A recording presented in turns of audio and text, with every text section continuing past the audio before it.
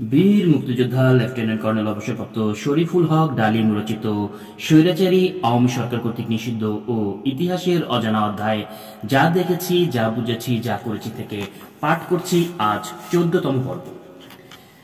ক্ষমতা হস্তান্তরের ব্যাপারে অনিশ্চয়তা ও পরিণতি।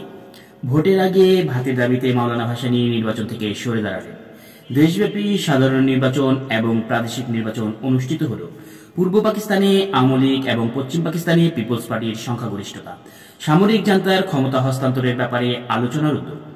আলোচনাকালে বিভিন্ন গোষ্ঠী এবং ব্যক্তির চক্রান্তমূলক কার্যক্রম জাতীয় সংকটের একটা গ্রহণযোগ্য রাজনৈতিক সমাধান খুঁজে পাবার পথে বাধা হয়ে ওঠে দুই অঞ্চলের দুই নেতা শেখ মুজিব এবং জেড এ ভুট্টোর উচ্চাভিলাষ, ক্ষমতার মোহ ও অনমনীয়তা। স্বায়ত্তশাসনের দাবি যুক্তিযুক্ত কারণে স্বাধীনতার দাবিতে রূপান্তরিত হয়। অবিশ্বাস ও অনাস্থার পরিবেশে দেশের অখণ্ডতা বজিয়ে রাখার শেষ প্রচেষ্টা।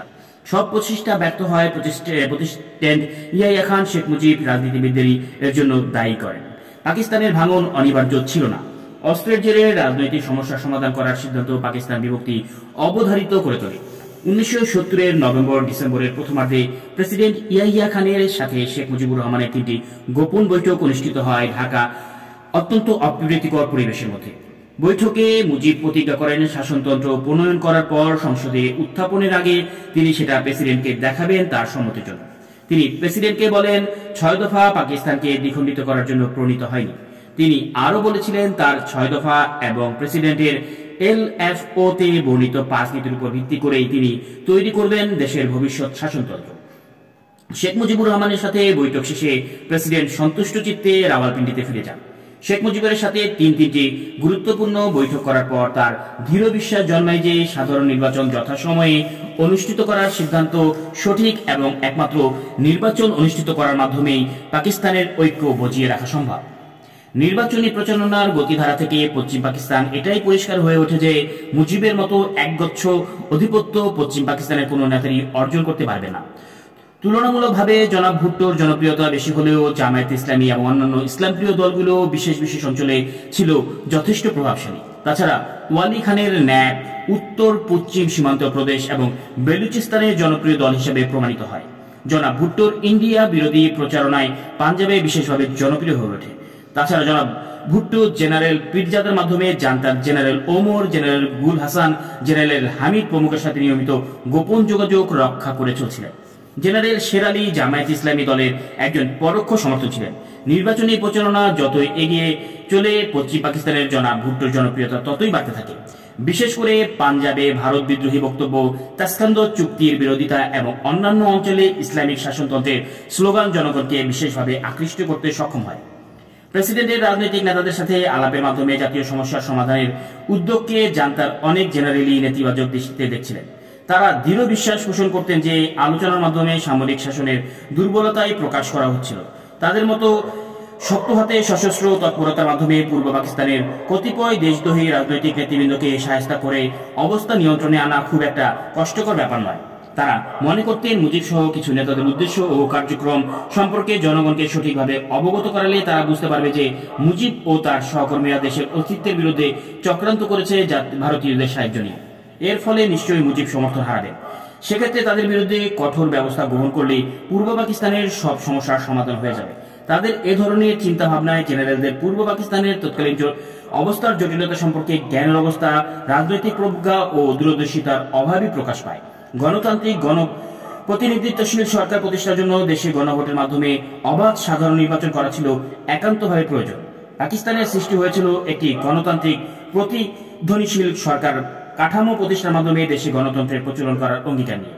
কায়েদে আজম জিন্নাহ পরিষ্কারভাবে ঘোষণা করেছিলেন পাকিস্তান একটি গণতান্ত্রিক দেশ হিসেবে গড়ে উঠবে, কিন্তু বাস্তবে তা হয়নি। জন্মলগ্ন থেকেই পাকিস্তান গণভোটের মাধ্যমে নিরপেক্ষ নির্বাচন করে কোনো কঠিন সরকার গঠন করে। সর্বপ্রথম প্রাদেশিক নির্বাচন করা হয় ব্রিটিশ আমলে 1946 সালে সীমিত ভোটাধিকারের মাধ্যমে। এরপর 1951 এবং 54 সালে গণভোটের মাধ্যমে প্রাদেশিক নির্বাচন করা হলেও কেন্দ্রীয় সরকার গঠন করা হয় প্রাদেশিক সংসদ সদস্যের পরোক্ষ ভোটের মাধ্যমে। 1991 এবং 94 সালের নির্বাচন অবাধ এবং নিরপেক্ষভাবে সংগঠিত হয়নি। নির্বাচন দুটি ছিল প্রহসন মাত্র। সরকারি দলের কারচুপি, প্রশাসন ষড়যন্ত্রের পক্ষপাতিত্ব, ব্যালট বাক্স ছিনতাই, ভুয়া ভোট প্রদান, বিরোধী দলীয় কর্মীদের অযথা হয়রানি এবং কিডন্যাপিং, এমনকি প্রশাসন কর্তৃপক্ষ দ্বারা বিরোধী দলীয় প্রার্থীদের বিরুদ্ধে মিথ্যা অভিযোগ এনে নির্বাচনের প্রাক্কালে কারাবন্দী করে সরকারি দলের প্রার্থীকে বিজয়ী করার জঘন্য প্রচেষ্টার পরিপ্রেক্ষিতে নির্বাচন দুটো গ্রহণযোগ্যতা হারায়। এই ধরনের অবস্থার মধ্যে 1954 সালে রাজনৈতিকভাবে অগ্রসর এবং সচেতন বাঙালিরা সরকারি দল মুসলিম লীগকে শোচনীয়ভাবে পরাজিত করে যুক্তফ্রন্টকে নির্বাচনে জয়ী করতে সক্ষম হয়। কিন্তু অচিরেই নির্বাচিত এই সরকারকে চক্রান্তের মাধ্যমে উৎখাত করে গণতন্ত্রের কবর দিয়ে 1998 সালে সামরিক শাসন জারি করা হয়। ক্ষমতায় আসীন হয় প্রেসিডেন্ট আইয়ুব খান বুনিয়াদী গণতন্ত্র নামে একটি নতুন পন্থার উদ্ভাবন করে বেসিক ডেমোক্রেটের পরোক্ষ ভোটের মাধ্যমে কেন্দ্রীয় সরকার গঠন করেন। পরোক্ষ ভোটের যে নির্বাচন হয় তাতে জনগণের ইচ্ছা যথার্থ প্রতিফলন ঘটে না, ফলে আইয়ুব খানের বুনিয়াদী গণতান্ত্রিক সরকারকেও প্রতিনিধিত্বকারী সরকার বলে অভিহিত করা যায় না। আইয়ুব খানের বুনিয়াদী গণতান্ত্রিক সরকারের পরিপ্রেক্ষিতে প্রেসিডেন্ট ইয়াহিয়া খানের অবাধ ও নিরপেক্ষ নির্বাচন অনুষ্ঠিত করার সিদ্ধান্ত নিঃসন্দেহে ছিল একটি বলিষ্ঠ পদক্ষেপ। এই পরিপ্রেক্ষিতে নির্বাচনী এলাকা নির্বাচনের জন্য জনাব জাস্টিস সাত্তারের অধীনে 2 জন হাইকোর্ট জজ নিয়ে একটি কমিটি বানানো হয়। 2 জন সদস্যের একজন ছিলেন পূর্ব এবং আরেকজন ছিলেন পশ্চিম পাকিস্তান থেকে। ইলেকশন কমিশন কর্তৃক নতুন ভোটার লিস্ট তৈরি করা এবং নির্বাচনী এলাকা নির্ধারণ কমিটি কর্তৃক রাজনৈতিক নেতৃবৃন্দের সাথে আলোচনার মাধ্যমে নির্বাচনী এলাকা নির্ধারণ করার পদক্ষেপ জাতীয় পরিসরে অভিনন্দিত হয়।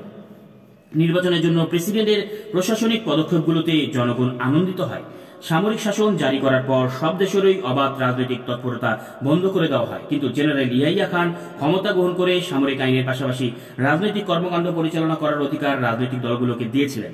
অবশ্য মার্শাল ল রেজুলেশনে 60 অনুযায়ী বর্ণিত নীতিগুলো মেনে নিয়েই রাজনৈতিক কর্মকাণ্ড করার অধিকার লাভ করে রাজনৈতিক দলগুলো।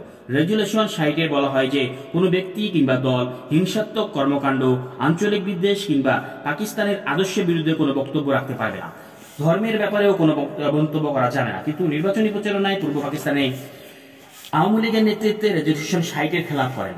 তারা সভা সমাবেশ, পশ্চিম পাকিস্তান বিরোধী বক্তব্য রেখে বাঙালি জাতীয়তাবাদের চেতনায় জনগণকে উদ্বুদ্ধ করার চেষ্টা করতে থাকেন। তরুণ ছাত্র সমাজ এবং শ্রমিকরা জঙ্গি ভাব ধারণ করে প্রতিপক্ষের সভা সমাবেশ ভণ্ডুল করে দিতে থাকে। তারা ধ্বংসাত্মক কার্যক্রমের মাধ্যমে লুটপাট ও বিশৃঙ্খলা সৃষ্টি করে সাধারণ জনগণের শান্তি বিঘ্নিত করে।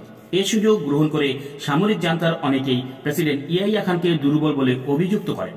তাদের এই অভিযোগকে খণ্ডাতে গিয়ে প্রেসিডেন্ট বলতে হয় তার ক্ষমতা হস্তান্তর করে রাজনৈতিক সরকার কায়েমের মাধ্যমে দেশে গণতন্ত্র প্রতিষ্ঠার সৎ ইচ্ছাকে তারা দুর্বল বলে কেউ মনে করলে সেটা ভুল করবে। তিনি রাজনৈতিক নেতৃবৃন্দ বিশেষ করে শেখ মুজিব এবং ভুট্টোকে অনুরোধ করেন যাতে তারা সহনশীলতার সাথে এবং শান্তিপূর্ণভাবে তাদের রাজনৈতিক কর্মকাণ্ড পরিচালনা করে। এটাই প্রমাণ করে যে জাতি হিসেবে পাকিস্তানবাসীরা সত্যিকার অর্থে গণতন্ত্র মানা এবং গণতান্ত্রিক সরকার প্রতিষ্ঠার উপযুক্ত। কিন্তু তার এই আন্তরিক অনুরোধে তৎকালীন রাজনৈতিক পরিস্থিতিতে কোনো নেতার উপরই তেমন একটা প্রভাব ফেলতে পারেনি। বিভিন্ন পার্টির কার্যকলাপ এর পক্ষে যুক্তি দেয়।